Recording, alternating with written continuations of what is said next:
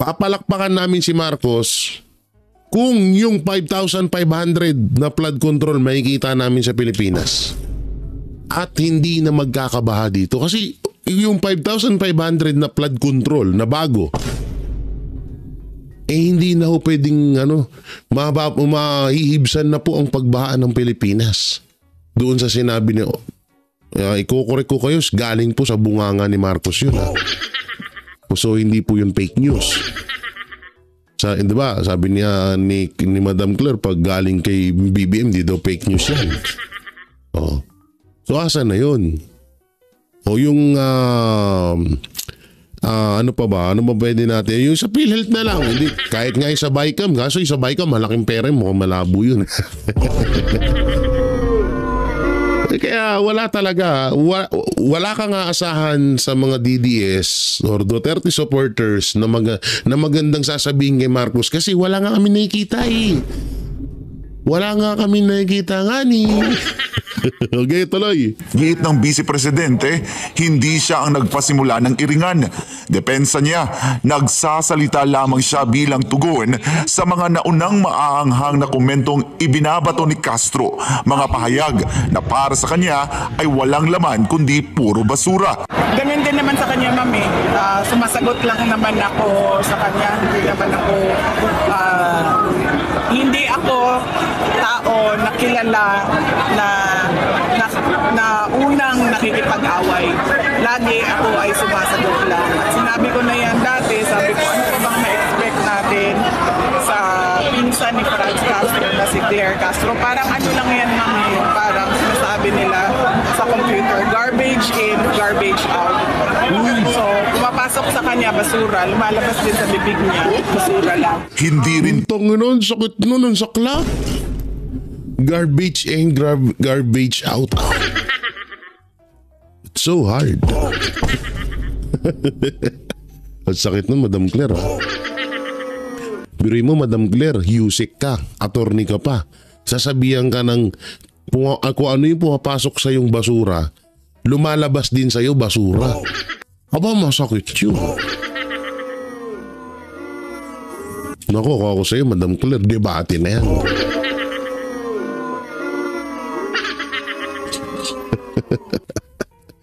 Ay, naku, basag si Madam Claire dito, no? Binalampas ni VP Sara ang hamon ni Castro na iangat ang diskurso at gawing basehan ang datos imbes na politika. Pero giit ng pangalawang Pangulo, si Castro mismo ang unang gumamit ng politika at ng kapangyarihan ng Office of the President para umatake. Dapat sinasabi niya yan sa sarili niya kasi siya yung unang-una na mumulitika gamit ang opisina, ang Office of the President. Nakakahiya sa buong mundo na ganyan yung nagsasalita para sa opisina ng Pangulo. At ano ba yung sinabi niya isa? Di alam nyo ito totoo yun. Ito ay parang hindi po, sa totosin tong sinabi ni Vice President Sara Duterte, hindi po ito pagbanat, kundi ito po ay payo sa Office of the President. Kasi biruin mo, ba't kayo kumuha ng isang, ano ang pwedeng tawag kay Claire? Parang kasi katangahan, kabubuhan, kaignorantihan, kagagahan, kamalditahan, kawalangian, nasa kanya na lahat eh. Parang kinuha niya na lahat eh. No, so parang sinalo niya na lahat. Ang ano dito is nakakahiya nga talaga sa buong mundo na merong Yusek na ganito manalita. Kasi ang pagkakaalam ko sa tanang buhay na nakakita ako ng isang Yusek, nakarinig ako ng isang Yusek, puro ano yun, report yun. No, halimbawa, si Marcos Jr., ang ginawa ni Marcos Jr. ngayon ay tinugunan ang hiling ng mga sabihin na natin, kunwari lang, tiga Visayas, na magkaroon ng pang lifetime or pang matagalang hanap buhay or trabaho. So ganun dapat yun ang trabaho ng puro good news yan eh. First time lang ho natin makaranas at makakita sa buong mundo. Ewan ko kung merong ganito katulad ni Yusik Claire sa ibang bansa. Wala naman sigurong tutulad sa katangahan nito. Baliw na lang siguro ang tutulad sa katangahan yan. Wala ho tayong nakitang isang music na alam mo yung tipong bumabanat ka na para kang nagbablog. Para kang nasa vlog mo. Para kang, alam mo yun, yung ikaw na yung nagdidesisyon. Kaya nga music ka kasi, di ba, alam nyo na yun eh. Di ba, yung tipong dapat puro pag-update o update sa ginawa ng isang pangulo. Ano ba yung ginawa ng pangulo ngayong araw na to? Ganun dapat. Tapos kapag may mga nag-i-interview na katulad niyan, may mga interview na ayaw mong sagutin dahil hindi nga pinaparating ng pangulo yun or hindi dapat sagutin ng pangulo. So pwede ka naman tumanggi. Kaso simula nung iniluklok si Yusek Claire Castro dyan sa bilang Yusek, ang nangyari puro lang pagbanat sa mga Duterte. Ang problema ng Pilipinas, droga, krimen, bagay, isa na pala yun. Ang problema ng Pilipinas, krimen, pagkain, o tinatawag na gutom at trabaho. Yung tatlo lang yan. No? At yung environment pala, yung kalikasan. Na una-una, yung krimen, sobrang taas na sa Pilipinas. Yung gutom, sobrang lala na. Trabaho para sa mga kapwa natin Pilipino, ngangabels. Yung kapaligiran natin sobrang dumi. Paano magiging madumi kung walang kung hindi disiplinado ang mga hindi dinidisiplina ng gobyerno yung mga taong nagkakalat, nagsusunog, nagpuputol ng mga kahoy sa mga bukid-bukid. 'Di ba? So yan dapat tong unang solusyonan dahil yan ang unang problema ng Pilipinas. Ang nangyayari kasi, kada may itatanong, katulad na lang yun sa 20 kilos na bigas, utang na, naghanap ka ng video kay Duterte. Kesyo doon sa 7 pesos na hindi naman na yun yung ibig sabihin nun.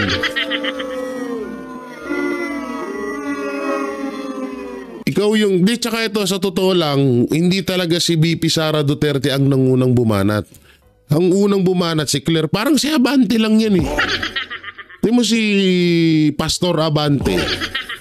Pastor na kong pa, di ba?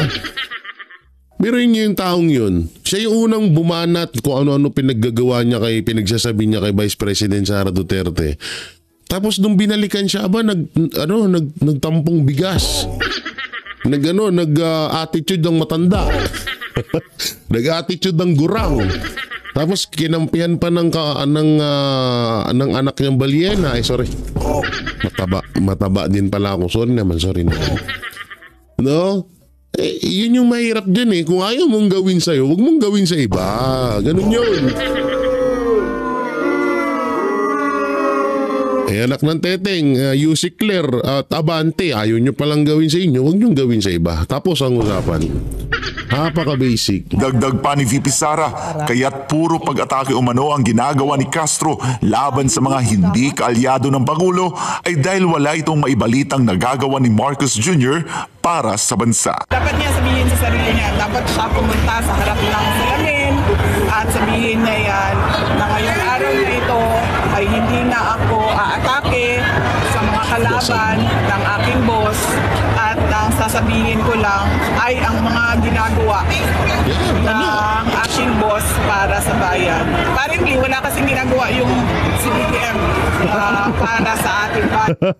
Basag na naman. Sige, hindi kasi wala namang ginagawa si BBM sa bayan. Kaya wala din masabi yung tagapagsalita. So sabi ko nga, garbage in, garbage out. Okay. Yun o, sapul na sapul si Madam Claire. Alam nyo, ang hirap talaga kalaban ng mga Duterte. Mapaseryoso, biruan, tagkatalinuhan, bardagulan, panhalong-panhalo pa rin sila eh. Hindi mo lahat pinagtutulong-tulungan yan ha. Yang babae na yan, yung babae na yan, pinagtulong-tulungan yan. Hanggang ngayon pinagtutulong-tulungan yan. Pero anong nangyari? Walang nanalo ni isa. Si Claire, kahit attorney ka, di ka mananalo kay Sara. Una-una, matalino si Sara. Pangalawa, bobo ka. Pangatlo, attorney si Sara, attorney ka din. Yung nga lang, mas tanga ka. So talagang hindi mo kayang tapatan no? So talagang alam mo yun, kawawa talaga kapag tumapat ka sa mga Duterte. Grabe. No? Samantalang dito na tayo. Handa na ba kayo? Handa na ba kayo mga kaibigan sa inyong mapapanood? So panoorin muna natin tong video ni Vice President Sara Duterte mapatungkol sa issue ni Lisa Araneta Marcos bago natin pakita yung tunay na video na sinasabi ko. Game. Every time nagkakaroon sila ng issue, malaking issue na kabalbalan na ginagawa nila, ang kanilang pang-cover sa mga issue na ito ay atakihin yung kalaban nila sa politika. Ang ano po, from national or we're talking here of local politics, dyan lang po sa Davao? Hindi, national. Tulad nga na sinabi ko, blanco yung budget, nag-file sila ng impeachment. Ang laking tanong nun kasi blank check yun Parang ikaw na ang magsasabi kung paano at saan mo gagamitin yung pera ng gobyerno. Nag-file sila ng impeachment. Nung nagkaroon ng drug overdose at merong namatay sa Amerika at nandoon sa loob ng kwarto si First Lady Lisa Marcos at nandoon sa police report, cocaine, yung sinasabing nagkalat doon sa kwarto na yon, ay bigla na lang nilang hinila, kinidnap, kinuha, dinukot si Pangulong Duterte. Ngayon naman, Puto na, tama nga yung hinala ko. Tama nga yung hinala ko. Alam nyo ito may mga nag-chat sa amin na bakit hindi namin daw pinakailaman yung issue mapatungkol kay Lisa Araneta Marcos na dawit siya sa drug incident sa US. So, una-una, ang katwiran namin doon, hindi problema ng Pilipinas si Lisa Araneta Marcos. Wala kaming pakialam sa taong yan. Mamatay man siya, ano man mangyari sa kanya, basta kahit ano, wala naman tayo sinasabing mangyari sana. Ang ibig ko sabihin, kahit anong mangyari, kay First Lady Lisa Araneta Marcos, wala po kaming pakialam. Pero, asawa ni pera. Yung sinasabi ni Vice President Sara Duterte na involved nga siya, at kaya pinilit na itong si Pangulong Duterte na madala patungong Netherlands is alam ni Bongbong Marcos Jr. na magkakaroon talaga ng malaking impact yun sa buong Pilipinas. At doon tututok ang mga Pilipino sa issue ni Pangulong Duterte. So yung sinasabi kong ang hinala ko, eto na, lumabas na kay VP Sara Duterte. Siya na mismo ang nagsabi, siya na mismo ang naglahad na kada may ginawang kabalbalan, kada may gagawing issue, o sige, sabihin na natin na kada may gagawing kabalbalan ang mga Marcos sa bansang Pilipinas or yung madadawit yung pangalan nila sa malaking gulo, ay ang gagawin nilang panakipbutas doon ang mga Duterte. At yun na nga yung ginawa niya kay Pangulong Duterte, yung ginawa nila kay Pangulong Duterte. Sa tutuusin, yun talaga yung hindi kami nag-vlog nun ng mga, ewan ko kung sino sa mga banateros, pero nasusure ko ako, hindi ako nag-vlog nun kasi nga wala talaga akong pakialam dun sa issue na. So, sa issue na yun, ang inaano ko dito is totoo pala talaga. Hindi kami naniniwala noon naniniwala din kami pero hindi lang namin binlag kasi nakapokus kami sa issue kay Pangulong Duterte na maiuwi siya at huwag siyang dalhin sa Netherlands. Yun yung pinupunto namin doon. Ang concern namin kay Pangulong Duterte, hindi kay Lisa, wala kang pakialam niyo sa putang inang yan. Sorry wala kang pakialam talaga dyan kay Lisa Araneta Marcos. So tuloy pa natin. 20 pesos ang kilo ng bigas, isang araw lang, tapos na, wala na. Tindi ni Vice President to.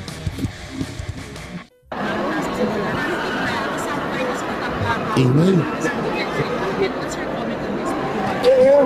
Oo, sinabi ko na nga, wala na maging ibang ginawa ang administrasyon na ito kundi pamumulitika lang at paninira sa mga kalaban nila sa politika. Kung napansin ninyo, noong lumabas yung malaking issue ng blanco sa mga blanco sa budget.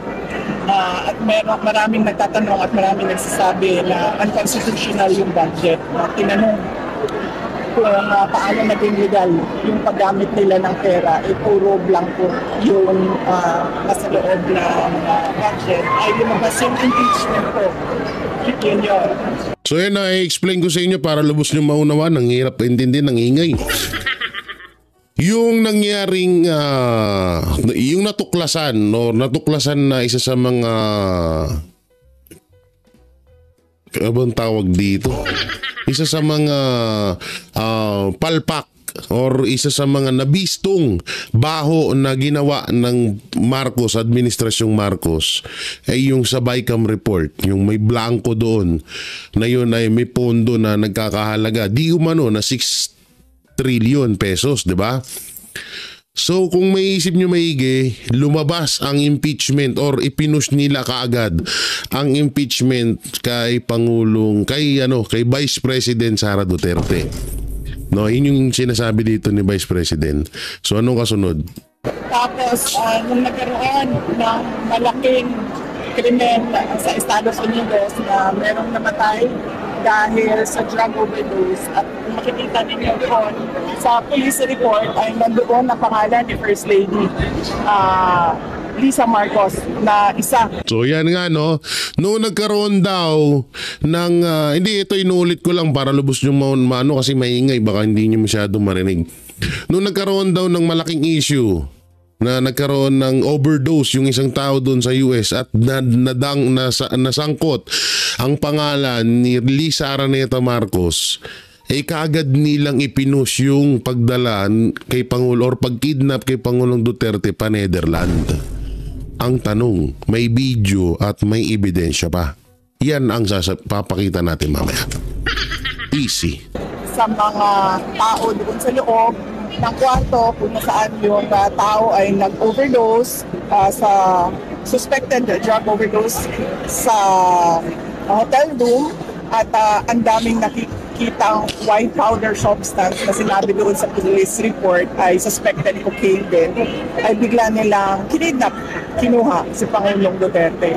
Nung lumabas naman yung kanilang May 1 na 20 pesos ang kilo ng bigas, at syempre dahil hindi naman totoo yung pangako na yon, pambobola lang naman yon sa mga tao, hindi nila kayang i-sustain, ay tinigil kaagad ng May 2, lumabas naman yung complaint ko kay Congressman Pulong Duterte. So nakikita nyo. So yan ito nung inilabas daw yung 20 kilos or 20 pesos per kilo ng bigas na ipapamigay daw sa buong Pilipinas, at nung medyo hindi naman tapos medyo hindi nila kanaya, hindi talaga medyo, talagang hindi nila kinaya.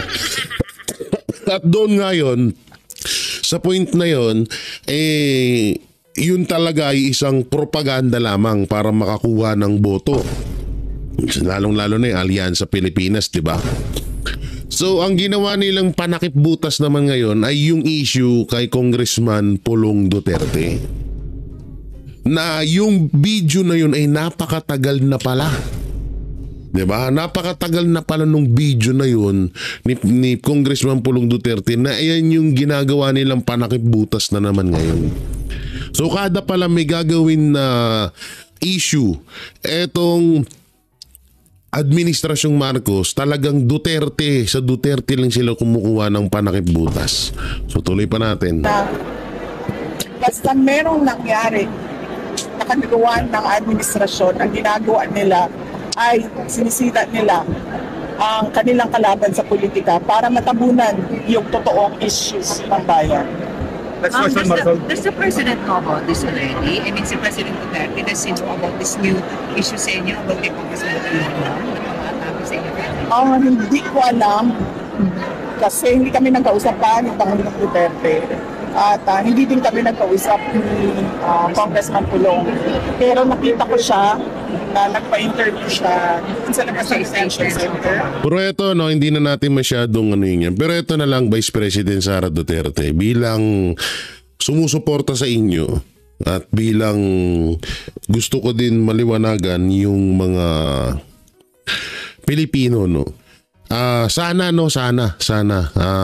ipakita or ilabas ni Vice President Sara Duterte yung record kung saan talagang dawit ang pangalan ni Lisa Araneta Marcos. So yan po ang aabangan natin. Hindi na pala abangan, ipapakita ko na ngayon. Ngayon mismo, hindi ako nagbibiro. Pero ito talaga nakakagulat dun. Bakit nadawit sa insidente ng overdose sa drugs etong si First Lady Lisa Araneta Marcos? Nakakapagtaka lang.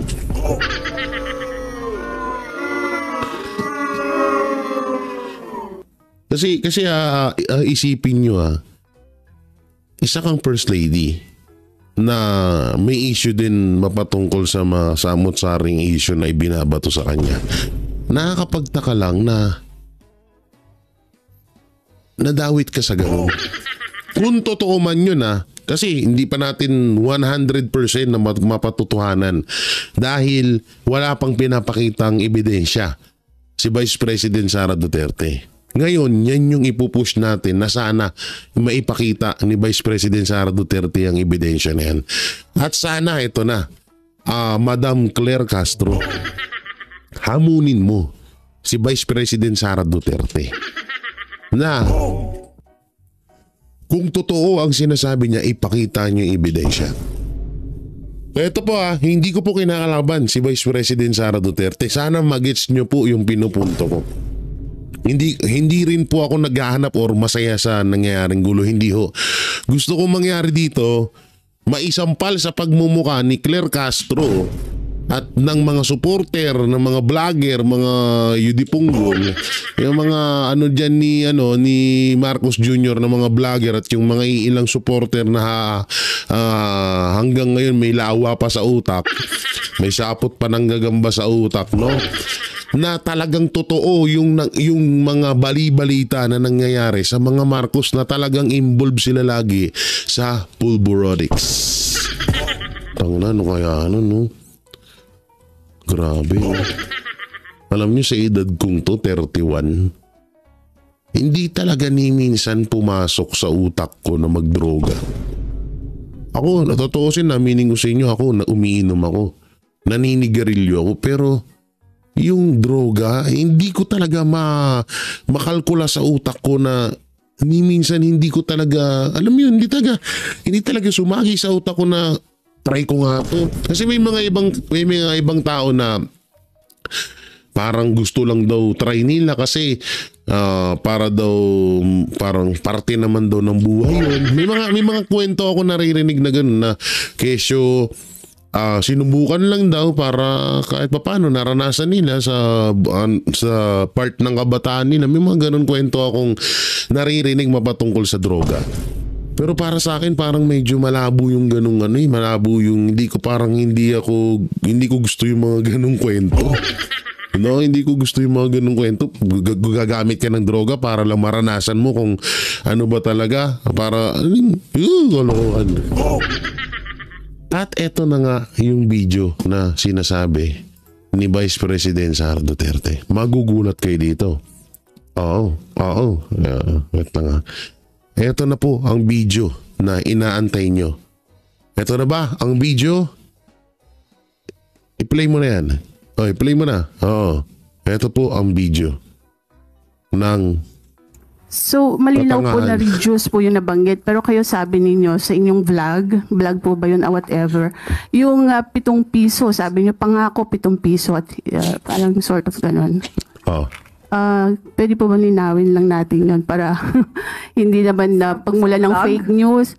Sa vlog po ba? Napanood po sa Hindi po yata yun nabanggit sa press briefing. Opo, hindi po sa press briefing.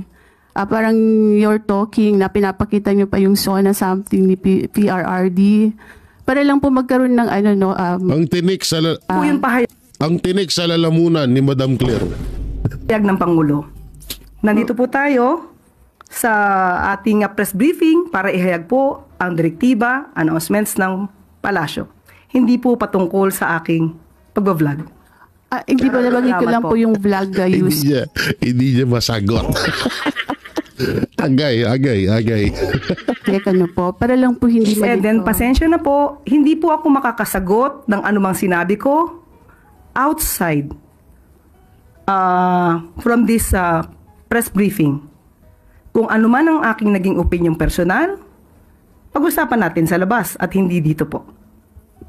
Kasi po parang So ibig sabihin, iba yung Claire na nagbablog, iba din yung Claire na yusik. Putangin na, kung kami ang tatanungin mo, halos isa lang kayo. Kung ano ugali mo sa pagbablog, ganun din sa pag-yusik. makaka-apekto rin po dun sa mga ng Pangulo na medyo iba yung nababanggit. Opo, Miss Eden, kung ano po ang inyong pakay patungkol po dito, Iyak si Castro. inuulit ko po. Ang aking pag-vlog ay wala pong kinalaman ang palasyo, ang Pangulo at ang gobyerno. Ang Pangulo, ang palasyo. Ano kayong probinsya nito? No, ako Bisaya ako pero ewan ko lang pero para sa akin parang hindi ko tinutono or kaya kong baguhin yung bigkas ko na hindi mo ko mahalata na Bisaya ako. Or Ilonggo ako. Mix kasi ako Ilonggo-Bisaya eh. Ito ko dito kay Claire, Pangulo? Sa ating Pangulo? Opo. Ngayon nakahanap ka ng Hindi talaga yung si Miss Eden. Palakpakan muna natin siya. Palakpakan po natin yung reporter ng Net25 na si Miss Eden. Shoutout sa'yo. Ang galing mo talaga. Grabe. Yung lahat, yung kagustuhan naming barahin si Claire Castro, ikaw po ang nakakagawa nun. Palakpakan po. Gagi, hindi eto Madam Claire. Napakasimple lang nung tanong. Pero bakit hindi mo po masagot po? Napakasimple lang nung tanong eh. Bakit may kinokonik yung 7 pesos na di umano ay pangako ni Pangulong Duterte na hindi naman talaga yun din totoo. Hindi yung sinasabi kasi 7 pesos. Ang pagkakaalam ko po kasi doon, gustong pababain ng 20 pesos ang kilo ng presyo ng bawat kilo ng bigas. Yun ata, yun po yung alam ko doon. Hindi yung magiging 7 pesos. Ano ka, 1984? Ano ka, 1960s?